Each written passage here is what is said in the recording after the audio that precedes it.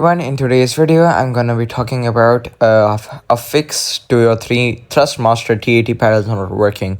So simply check the light that comes uh, on the steering wheel, and if it lights up, this basically says that it is in gamepad mode, meaning you can play it from your controller, or if it is not lighting, meaning it is in race wheel mode.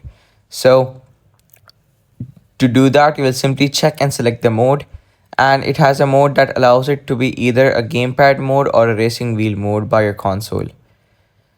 The gamepad mode allows the T80 to be recognized by the console as a standard PS4 compatible gamepad, recommended only on PS4, and the racing wheel mode has greater sensitivity in PS4 and also in PS5. So, to select the gamepad, or to select the racing wheel mode and plug the T80 from the console, press and hold the PS button located on the T80's wheel on the middle of the steering wheel, and then connect the steering wheel directly to the console's USB port that you can see on the back and on the front by holding the PS button, and then release the PS button.